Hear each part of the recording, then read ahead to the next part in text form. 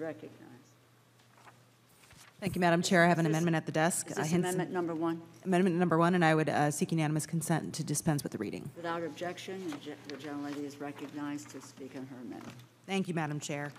This amendment would ensure the bill before us includes some provisions that have historically enjoyed bipartisan support and are essential to the final passage of this bill for Republican support. Provisions that prevent American taxpayers from footing the bill for international abortions. So this amendment would reinstate three of the longstanding pro-life protections: the Helms Amendment, the Kemp-Kasten Amendment, and the Mexico City policy. These changes are all focused on protecting taxpayer resources at home and for women abroad. The Helms Amendment ensures that American tax dollars do not fund international abortions and are not used to coerce anyone into practicing abortion or involuntary sterilization abroad. 77% of Americans do not believe that their hard-earned money should be spent on abortions in other countries. So we are here today to carry out taxpayers' wishes, and the evidence is overwhelming that they do not want to fund international abortions. The second part of my amendment here today, the Kemp-Kasten provisions, would prohibit funding from being used to coerce women into having an abortion. Americans don't want to pay for women to be forced into abortions anywhere in the world. This is an appalling practice, and it's absolutely tragic that we are worried about this misuse of taxpayer money. But I think it's very clear we have to be worried about it. Americans are worried about it because of the Chinese Communist Party. The CCP continues to line its pockets while committing human rights atrocities. They are using American tax dollars to force women to abort their babies. It's a barbaric practice, and we must protect against this. Finally, the third part of my amendment would reinstate the expanded Mexico City policy. This would ensure that any foreign assistance funding to nonprofits is safeguarded against being used for elective abortions. Elective abortion is not health care, and foreign aid dollars intended for health care should be used for health care. We should be investing in women's health care needs and access, and we can work together on those initiatives.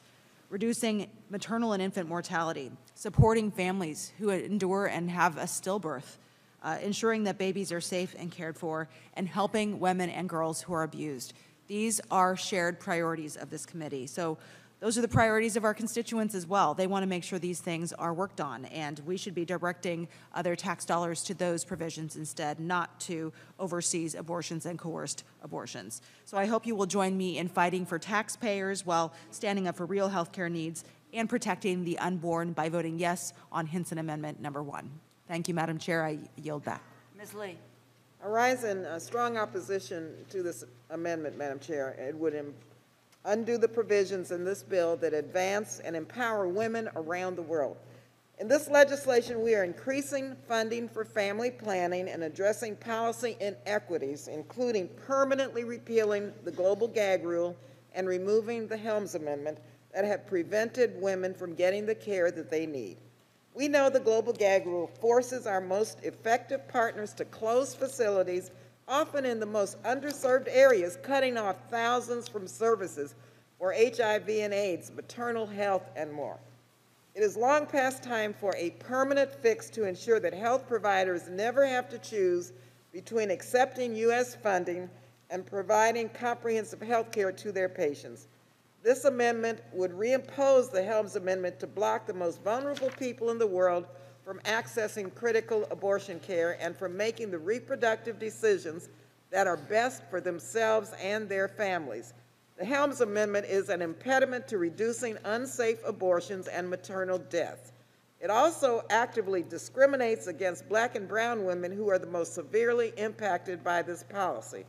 It should also be clear that the bill retains the provisions prohibiting funds from being used for coercive abortion or involuntary sterilization. That's in the current bill. That language is on page 26 and 94 in the general provisions entitled Prohibition on Funding for Involuntary Sterilization. Any argument that we are weakening this prohibition is simply false. Last, this amendment goes so far as to even remove language that information about modern contraceptives be medically accurate. This amendment would be a step back for women's reproductive health, and I urge my colleagues to oppose it. Ms. Granger. Councilwoman's amendment to restore long-standing provisions in the bill that protect unborn children. The amendment will prohibit funds in this act from being used to pay for abortions. It rejects other controversial changes made to pro-life protections carried year after year. The amendment also strikes the most extreme poison pill, the permanent ban on the Mexico City policy. These changes will have to be made in order for this bill to get votes from members on our side of the aisle. I urge a yes vote on this amendment, and I yield back.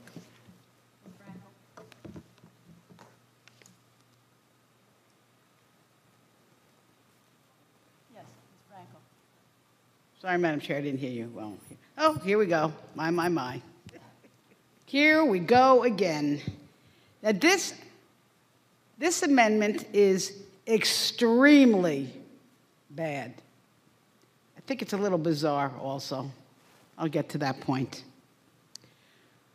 I was actually surprised, pleasantly surprised to hear that my friend on the other side of the aisle is interested in public opinion and long-standing policies. The public is overwhelmingly for access to legal abortion. And you know what else was long-standing? Roe v. Wade. Uh-oh. Anyway, back on this amendment, because really it's not enough for my colleagues on the other side of the aisle that the Supreme Court just set back this country years and is threatening the life of millions of Americans by dismantling access to abortion in this country. So my colleagues on the other side of the aisle think it's just fine to do that around the world by inserting the harmful Helms Amendment and also reinstating the global gag rule, which will effectively prohibit safe abortion and health care services for poor and vulnerable women in low-income countries. Now, and also, and I'm going to get to this later, also, it forces providers of health care services to choose between providing their patients services and providing them with accurate information. Now, I don't usually like to get into the weeds, but just to tell you how bizarre this amendment is, I'm going to go into the weeds. So if you have your book, your bill, and you go to page 29, and you go to line 7, it reads, this is our bill, that the information provided about the use of condoms and modern contraceptives as parts of projects or activities that are funded from amounts appropriated by this act shall be medically accurate and shall include the public health benefits and failure rates of such use. Well, this amendment takes out the word modern contraceptives. In other words, let's go back to what do you call it, the horse and the buggies, because maybe you're not aware, but there's all sorts of contraceptions, modern, medically proven contraceptions other than condoms. Really? You only want to give information around the world about condoms? What about contraceptive pills, implants, the patch, vaginal rings, IUDs, and other, well, there's a lot of others. But let's bring in the horse and the buggies. We're just going to rely on the condoms under this amendment. But there is more. There's more to this because you want to bring back that old gag rule, the old gag rule. That's the rule. It is what it is. It gags. It's like putting a gag on healthcare providers. They can't give their patients correct information because if they do, they lose their funding. Now, George Bush had a gag rule, and a 2011 study found that in rural Ghana alone, there was a 12% increase in pregnancies, leading to an additional 200,000 abortions, and between 500,000 and 750,000 additional unplanned births. There's that gag rule. The Obama administration rescinded it, and then Mr. Trump not only reinstated the gag rule, he put it on steroids so that his administration expanded the rule to apply to all global health assistance. And it increased the amount of money affected from $600 million to $12 billion. Oh my goodness.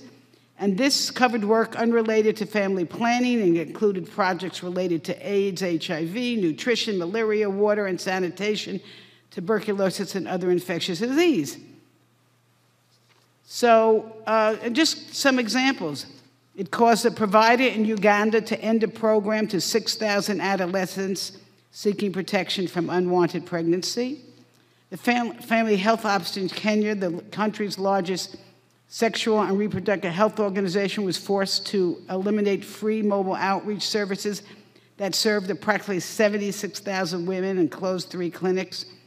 And, another provider in Mozambique was forced to close 18 youth-friendly health centers and 72 of their mobile clinics. Really, what do we want to do? We want the world to become sicker?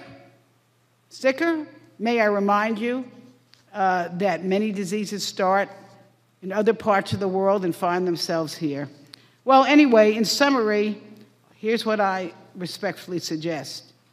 If you want a peaceful, more prosperous world, women must be in control of their reproductive health, their lives, and their futures, and we must make sure that people have accurate medical information all over this world. Again, this amendment is extremely bad, and I urge its defeat. Ms. Bonnie Watson-Coleman. Thank you, Madam Chairwoman. Let me associate myself with the remarks made by both Chairwoman Lee and Frankel. I want to speak to 2 aspects of this, a proposed amendment, and I'm speaking in opposition to the amendment. With regard to the global gag rule, this policy puts life-saving health services, particularly sexual and reproductive health services, out of the reach for people, women, and families who already have limited access to affordable, high-quality health care. Every situation, every pregnancy is different, and we should trust people, not politicians, to make their own decisions about their health care and their lives. And of course, this will have disproportionate harm reach upon the people of color, women, those living on lower incomes, young women, immigrants, and members of the LGBTQ plus community. Now, with regard to the Helms Amendment, the attempts to include this amendment in the SFOPS bill are harmful and limited access to abortion care for people around the world. This provision hurts millions of people around the world who live in areas that rely heavily on U.S. foreign assistance to fund health programs. People around the world deserve the ability to make their own personal medical decisions, as do we in the United States, unfortunately ignored by this politically charged Supreme Court. But they have the right to make their medical decisions and to access comprehensive reproductive health care, including abortion care. Abortion care must be affordable and it must be accessible. We need to ensure that people seeking an abortion are supported in doing so, neither hindered nor punished. Thank you, and I yield back. Ms. Clark. I rise in opposition to this amendment that would reinstate the global gag rule and abortion restrictions on U.S. foreign assistance, unconscionable policies that limit access to desperately needed care for women and girls around the world. This amendment would also prevent organizations that receive U.S. global health assistance from using their own private funds for abortion care, information, referrals, and from even taking a public position in support of reproductive freedom. Gag rule indeed. We've seen the chilling consequences of this policy abroad during the Trump administration. Access to contraceptives was limited. Clinics that offered comprehensive maternal and child health care services, including HIV testing and counseling, were deprived of the resources they need and were forced to shut down. These harmful policies must not be reinstated. People around the globe deserve access to comprehensive reproductive health care. And at a time when countries from Ireland to Mexico are making serious progress in ensuring that reproductive health care is a right for their citizens, it is appalling to watch our own country race backwards towards oppression. The human toll of cutting this funding is too great. I urge my colleagues to vote no. Ms. Lee of Nevada. Thank you, Madam Chair. I rise in opposition, of course, to this incredibly regressive amendment. The proposal of this amendment should come as no shock in the week following one of the worst Supreme Court decisions for women's health care in our country's history. But my extreme colleagues on the other side of the aisle aren't going to be happy stopping at the U.S. border. They want to block access to reproductive care everywhere. Let's talk about what happens with our U.S. aid. First of all, there's 56 countries that receive U.S. global health care aid, and 86% of them, or 48, allow abortion in at least one instance. 95, that accounts for 95% of global health assistance. 14 of those 48 allow for abortion in one or more exceptions, and 34 allow for abortions beyond those exceptions. So the outcome is that we will significantly affect and restrict the access to legal abortion. And we know that this burden falls primarily on women who can least deal and who do not have the resources. The World Health Organization identifies safe abortion as one of 7 necessary packages of interventions to ensure quality reproductive, maternal, neonatal, and child health care.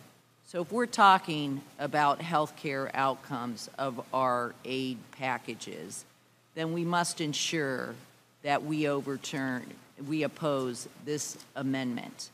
With respect to public opinion, we know that more than 3 in 4 voters say that ensuring people have access to the full range of reproductive health care, including abortion, is extremely important. In fact, the majority of U.S. voters favor overturning the Helms Amendment to help women, especially the most vulnerable, access abortion care. So I want to make sure that we understand. I personally support a woman's right to choose. The Nevadans I represent support a right to choose, and the vast majority of Americans support a woman's right to choose.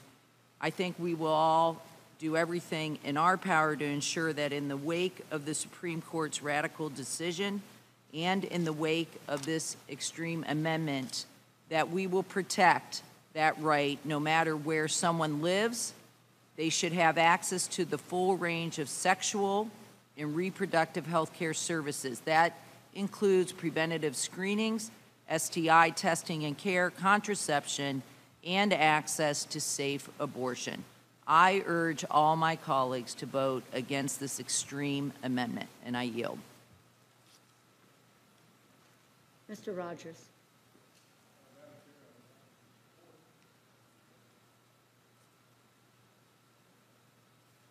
Pro-life protections to current law. Chief among them, the prohibition on funding to pay for abortion.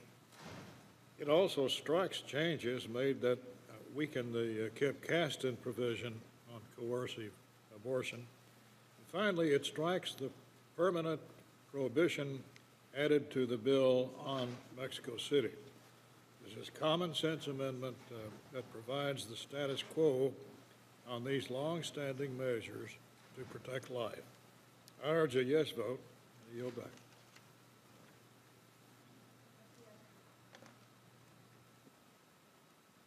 Thank you, Madam Chair. I rise in opposition to this amendment, which seeks to restore the ban on foreign assistance for reproductive rights. Time and time again, reproductive autonomy is attacked by members of this Congress, including in this committee. Bodily autonomy is a fundamental human right. And last week, the Supreme Court stripped millions of women in our country of their status as free and equal members of society by overturning Roe and Casey.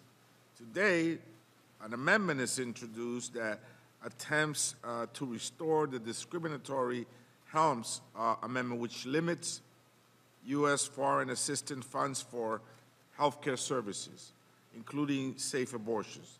It is no mistake that this amendment was passed in 1973, the same year that the United States Supreme Court decided on Roe. As members of Congress, we have a responsibility, a duty to protect the fundamental rights of people at home and abroad. As duly elected officials, we must fight for equality and human rights. This, of course, includes reproductive justice. Policing the bodies of women impedes their human rights and can have deadly consequences. I urge my colleagues to oppose this amendment and defend reproductive rights abroad. Thank you, Madam Chair, and I yield back. Mr. Trone. Thank you, Madam Chair. I rise today to oppose the gentlewoman's amendment and applaud most members of this committee's continued commitment to women's rights and freedoms around the world. For decades, the Helms Amendment has used unfair, unjust means to hold safe, legal reproductive care hostage. Even worse, the global gag rule has barred global health organizations from receiving any U.S. assistance if they provide information or services for legal abortion, or even advocate for the legalization of abortion in their own country. Every year, roughly 35 million women and girls around the world have unsafe abortions. Tens of thousands of them die from unsafe abortions, and millions more will suffer serious injuries with lifelong consequences. That's nothing to be proud of, and that's certainly not a truth worth defending.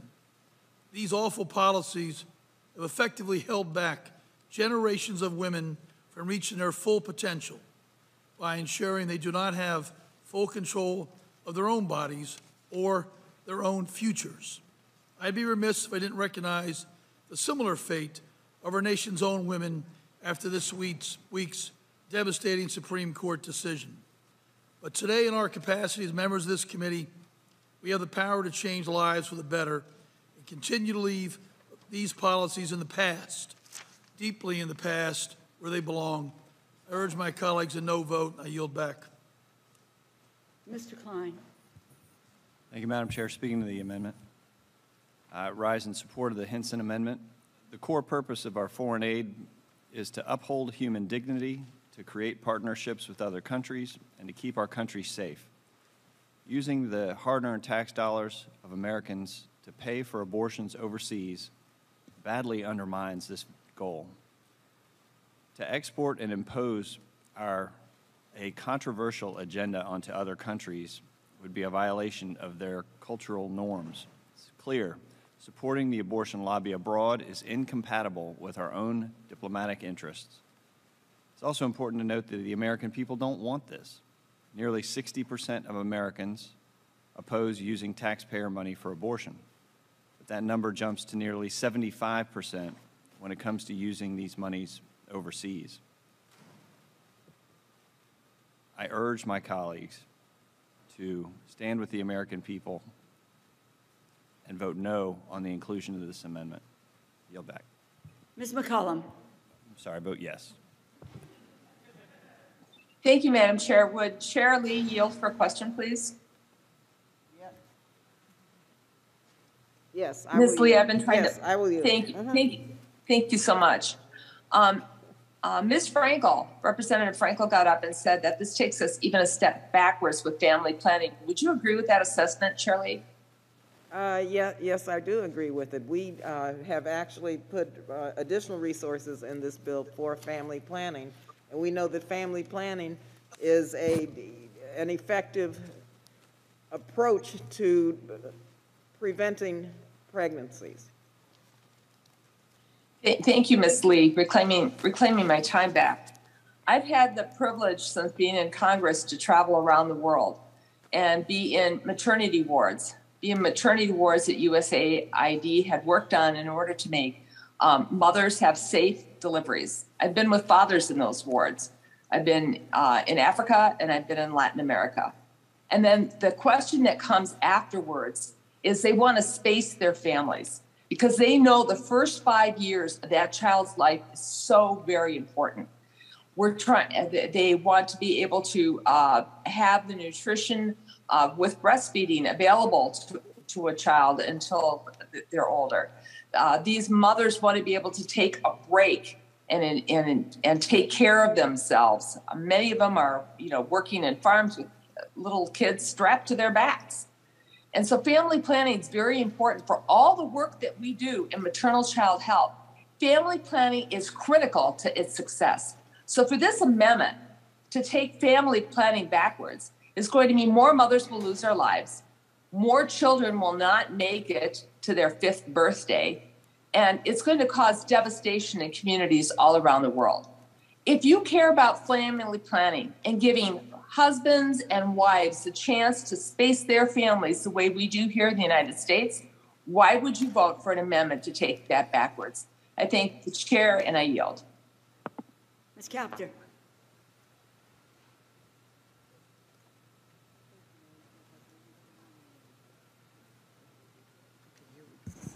All right, thank you very much. I oppose the gentlelady's amendment for the following reasons.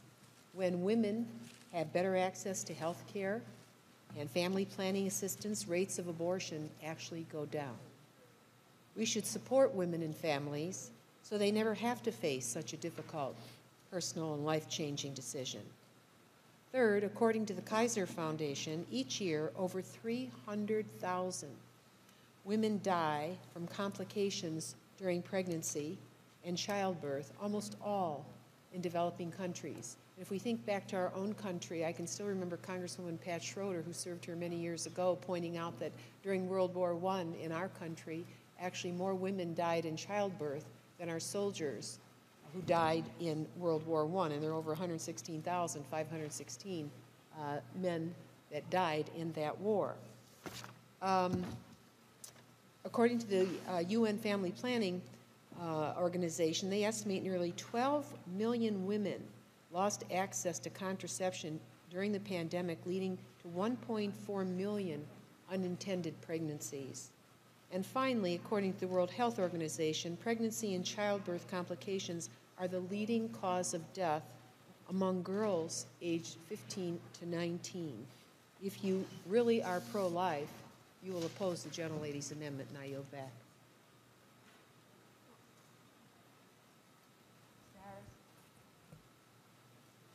Yes, recognized.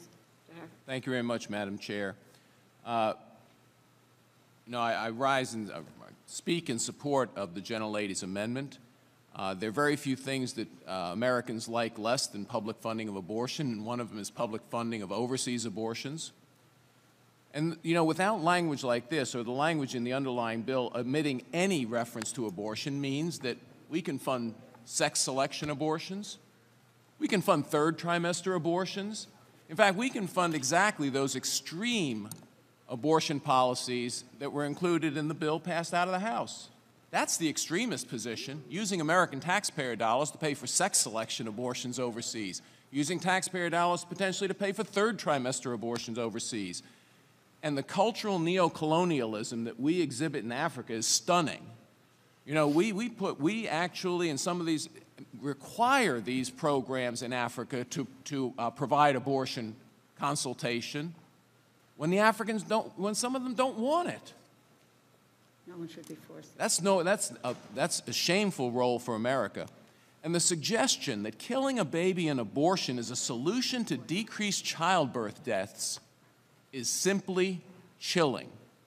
I hope all Americans are paying attention to the debate to somehow suggest that a solution to maternal mortality is child mortality through an abortion. We should rise well above that. We should definitely not fund abortion overseas. We have enough things that need funding in this country. So I reiterate, I support the gentlelady's amendment, and I yield back.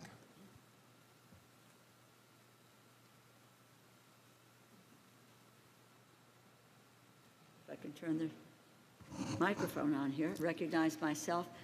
I'm taken with the phrase of a number of members on the other side of the aisle about this is a long-standing language, and obviously I rise in opposition to the amendment that's been offered, but long-standing doesn't imply that it is right. But if we were to deal with long-standing again in terms of contradiction, I would say that Roe versus Wade was long-standing. How about half-century? And it's okay. That's okay. I mean, what am I missing here? Long-standing, Roe versus Wade. Now, I expect also in this regard that if then my colleagues don't acknowledge or respect the health of the women in the United States, I suppose maybe how can we expect them to respect or care about the health care of women around the world? This amendment, by restoring Helms back into legislation, would continue a policy that forces health care providers in other countries to withhold information about legal health services. Women's health, once again, at grave risk. The amendment further violates free speech and the trusted personal relationship between patients and their doctors, something that we expect in the United States. And I suspect that if another country imposes restriction on us, maybe there would be hell to pay. But if we put access to safe health care out of reach, we put access to abortion out of reach, millions of women will turn to other methods that are not safe, which will lead to tens of thousands of preventable maternal deaths from unsafe abortions. Millions more suffer injuries, complications that can have lifelong consequences. And something that my colleague from Ohio just said, if you want to support life, which we all do, we support life, then we can't be cavalier or we can't be so willing to disregard the lives, first of all, of women in the United States, but women and girls around the world. And I urge my colleagues to oppose this amendment.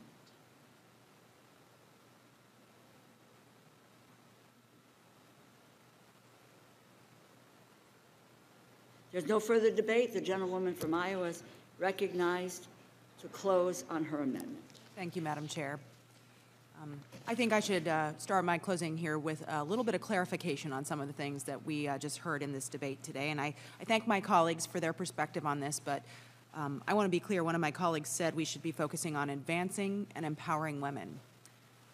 I can tell you what I don't think is advancing and empowering women. It's forcing them to abort their babies. It's coercing them to abort their babies. It is fining them like the Communist Party in China does. They have what's called a social compensation fee, where they fine these women for going beyond their allotment of how many babies they are able to have. That does not empower and advance women in any way, shape, or form. That is despicable, and we should not be sending American taxpayer dollars to fund that overseas, which is what the intent of this amendment is. Elective abortion's not health care. Forcing taxpayers to pay for it is wrong. American taxpayers should be respected, not used as a piggy bank to fund these priorities overseas. So I encourage my colleagues to work together. Let's pass this amendment, which has longstanding bipartisan support. That's why it's been in place for so long. It's been bipartisan. But let's focus on maternal health. I have 6 counties in my district that are considered maternal health care deserts. Let's focus on those priorities. Let's focus on that access so we do have healthy moms and healthy babies throughout the world. Madam Chair, I urge a yes vote on my amendment. Thank you so much. I yield back. Question is on the amendment offered by the gentlewoman from Iowa. All those in favor say aye. Aye. All those opposed say no. No.